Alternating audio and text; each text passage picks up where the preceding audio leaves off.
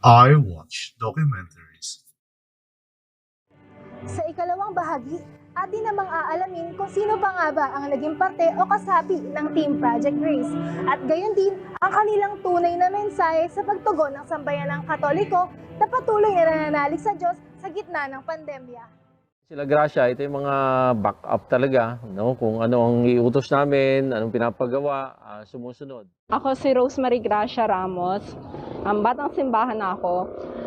Yung mama ko dito nagtrabaho, tapos kasama-sama niya ako habang nagtatrabaho siya. Kaya talagang lumaki na ako dito sa simbahan. Tapos dati pa bike-bike lang ako dito.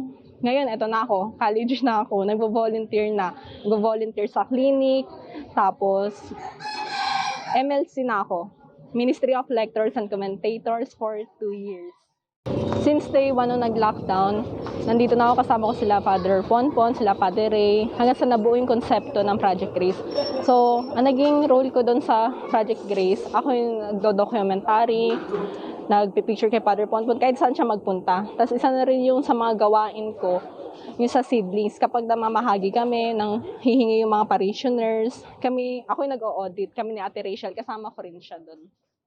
Ako po si Evelyn Tantipones, 30 years na pong nagtatrabaho sa Shrine of Our Lady of Grace bilang Parish Secretary. So kung matatandaan ko, nagsimula ako 1988. So graduate po ako sa Vocational Training School ng ating simbahan bilang Computer Secretarial.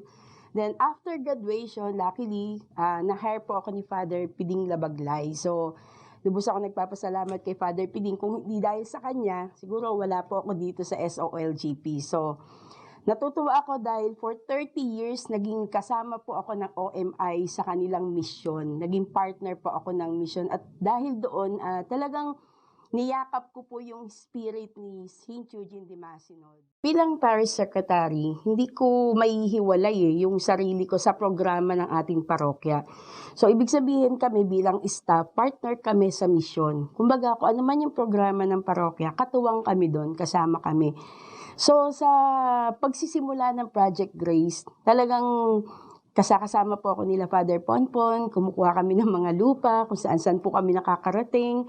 Pag kailangan namin bumili ng lupa, ng seeds, at kung ano mang pangangailangan ng mga, kumbaga dito sa pagtatanim, so kami yung lumalakad. Then, isa pa po is yung, syempre, naghahanap po kami ng mga donors. So, isa sa mga role ko din po yun na yung matap po natin yung mga generous donors natin na maging part din po ng programa ng parokya, which is yung Project Grace. Sila Rapi. Si Rapi na ang magiging parang chief, ko dito, main man. Ako nga pala si Rapi Suarez, 43 years old. At isa akong sacristan mayor. And 7 years na ako na nagsiservisyo dito sa parokya ng Grace. Ako po ay isang farm manager dito sa Our Lady of Grace.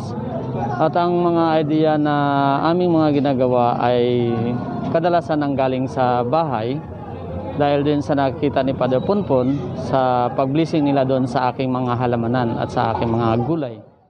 Ako po si Mary Ann Jose, 53 years old. Dati po akong coordinator ng pamayanan ni Santa Teresita del Niño Jesus ng Area 3. Ngayon po, isa na po akong pastoral worker ng Shrine of Our Lady of Grace. Ang role po namin sa Project Grace, kami po yung mga nagsasali ng seeds sa malalaking botelya. Kami rin po yung naglalagay ng mga lupa sa mga paso. Kuminsan kami rin po ang nagdidilig at nag-aalis ng mga deads na mga halaman. Ako po si Sister Nelia de la Paz Mendoza OND. 65 years old. Pangatlong taon na ngayon bilang missionary dito sa Shrine of Our Lady of Grace. At 39 years na bilang isang religious missionary. Actually lumaki rin ako sa farm, no? Kasi sa province, no? So, mahilig din ako magtanim. Tanim ng mga any plants as long as talagang makakatulong to sustain life, to sustain yung mga ilangan ng mga sa family, sa bahay, like that. nakikita ko sina brother, si Rev, sina Father Ray, si Father Ponpon, naglalagay sila ng mga lupa sa eggshell. So that's the time na parang nagkaroon ako ng interest to join them, no? Kasi ang ganda nito, maliban pala yung pagtatanim ng mga halaman, mas mahalaga pala yung itong mga gulayan. Kaya doon nag-umpisa yung aking interest. That is, every now and then, nandito ako, tumutulong, no? Kumusta, and then, of course, nagkaroon ng participation yung mga coordinators natin sa pamayanan, inviting them to help, no? Kasi ito is for the community, especially at this time of pandemic na alam natin na makakatulong talaga sa mga pamilya sa pagtatanim ng mga gulay upang may pakain sa pamilya. So, ang ganda ng pangalan na Grace, no? Especially this time na iba na nagkaroon ng refocus yung or another ministry yung simbahan, no? Though may mga formation na binibigay, before that si Father Paul nagbigay na sila ng talk sa amin about Laudato Si, no? Yung greening, care of creation, planting, and then other activities that nagkakatulong talaga sa environment. But this time, that was only a lecture, but this time is nandito na talaga. So, ginagawa. Ang Laudato Si ay isang ensikliko na isinulat ni Santo Papa Francisco bilang isang panawagan sa mga Katoliko na balikan ang tungkuling iniatas sa atin ng Diyos noong tayo'y nilikha at iyon ay ang maging mga tagapangalaga at tagapangasiwa ng ating mundong tinitirahan. Ang goal actually nito yung Sunday market. Magkakaroon ng market pag Sunday at ang plano ko magkakaroon tayo ng plant dispersal kasi kung nahihirapan maghanap ng soil yung mga tao, magpapaalaga ko, halimbawa bibigyan ko ng 10 o 20 ganito sa isang bahay. Pag harvest time, isoli nila yung 10, tapos magkakaroon ng pag-display dyan sa harapan ng simbahan at pwedeng barter trade. Hindi kailangan magbilihan na gamit ng pera. Sabihin, may petchay ka, meron ng ulagbati, palit tayo. Tapos may silang kamatis, palit tayo. So ganun, para pati ang mahihirap, hindi na kailangan ng pera para kumain. Tapos gugupitin nila lang yan. Tapos hindi mo mamatay, di ba? So ganun yung wisdom behind this project. Tunay na grasya. Hindi biglaan na next day, hindi, magtatanim ako dahil magugutom ako in the long run, hindi. I think ginabayan ako ng Diyos. Dahan-dahan, araw-araw, nung nagtatanong ako na ano pa pwede kong gawin, Lord, bukod sa paglabas, sa pagbisita sa mga may sakit, pagbisita sa mga namatayan, sa pagpapakain sa mga homeless gabi-gabi. Lord, ano yung sa tingin mo ay i-demand of me? I have my youth, I have my energy. Sabi nga, nandun yung kilig, ang pagiging isang misyonero at excitement sa mission. And then all of a sudden, lockdown. Hindi ako makabalik sa Beijing, sa China, kung saan ako nararapat. Sabi ko, I'll start with a piece of seed na pwede kong itanim sa lupa, no? Yun, getting my own hands dirty. And I think it's a very creative way of responding to the crisis. Hindi ka lang nag-enjoy, no? You're also life-giving. Hindi naman lahat sa amin marunong. Pero mayroong ilan na marunong. Ako naman, ang background ko is by profession, isa akong agriculturist. At by heart, isa akong farmer. Sikreto, determinasyon, sinseridad, no? Sincere, pagmamahal sa tao, tapos pinaka-importante sa lahat, dasal at pananalig sa Diyos.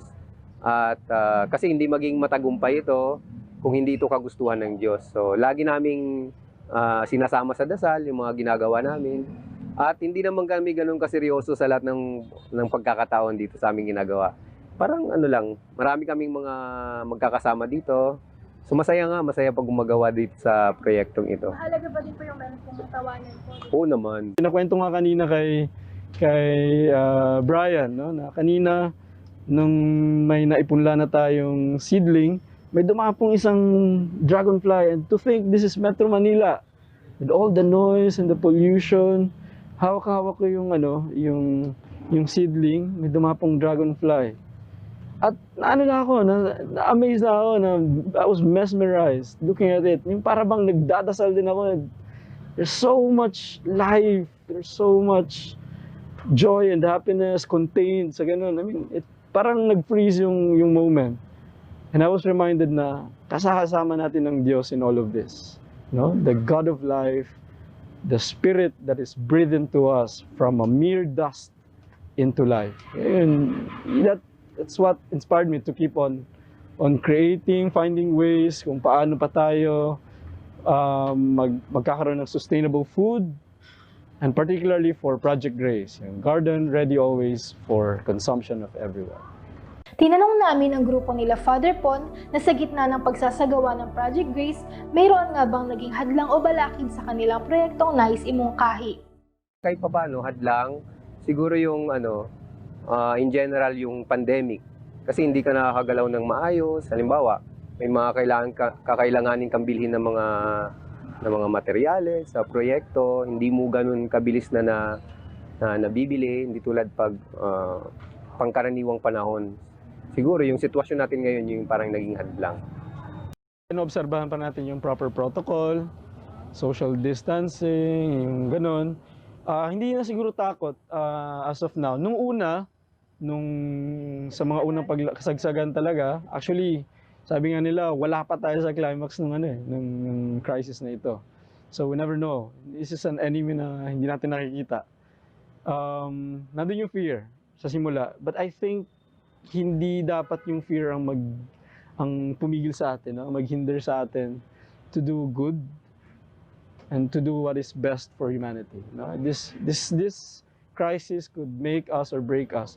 And I think planting, growing your own food is a very creative way to respond to that crisis. So far, honestly, wala akong nakikitang malaking hadlang sa proyekto, no? Kasi nakita ko yung pagkilos ng mga mamamayan, talagang tuloy-tuloy ang support. In fact, nung may tinutur lang ako dito na isang parishioner, tapos pagdating doon, 100,000 na agad ang binigay, no? Na makita yung greenhouse na pinapagawa.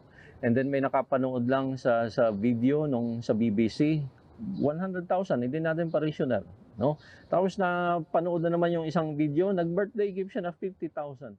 Muli nga nakapagbibigay ng bagong pag-asa ang grupo nila Father Pon sa pamamagitan ng Project Grace sa mga taong lubang na apektuhan ng krisis na ito dahil sa pandemya.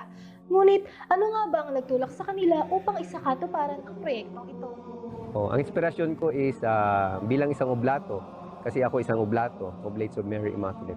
So yun nagdadrive sa amin, para gumawa nung kahit anong bagay. At sa pagkakataong ito yung Project Grace, yung pagmamahal sa tao. Kasi tingin namin sa panahon ngayon, ito yung kailangan ng tao. At yung nagdadrive sa akin ay yung pagiging misyonaryo, lalong-lalo bilang isang oblato. To a call of humility, maging mapagkumbaba. And to think yung word na humility, it's from the word humus, lupa, putik. And right at the very beginning of the scripture, from dust you were taken. At hiningahan ng Diyos ang putik na iyon at naging tao, na kawangis ng Diyos. Ang pinaka-inspirasyon ko sa paglunsad ng proyektong ito ay yung dokumento ng ating Santo Papa, si Pope Francis, yung Laudato Si. No? Ito ay isang dokumento tungkol sa pangangalaga ng ating sariling tahanan, ang buong mundo.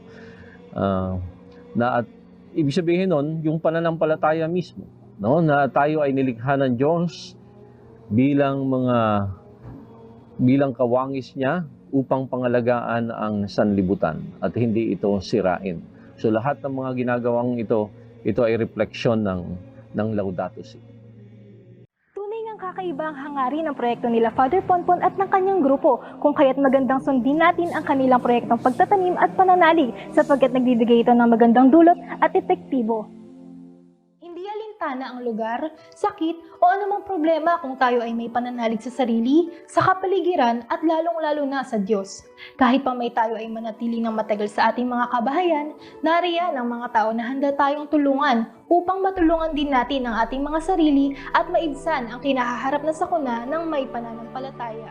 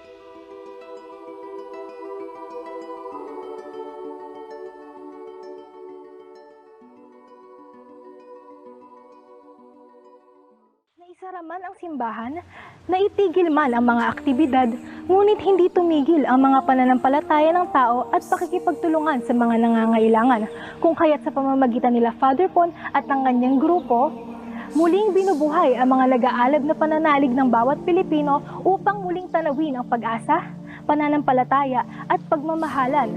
Muli, ako si Maria Alaysa Gianesa at ito ang iWatch Philippines.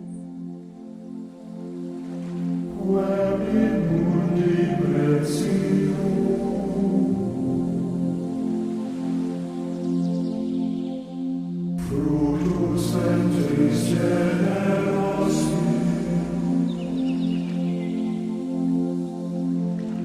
Rex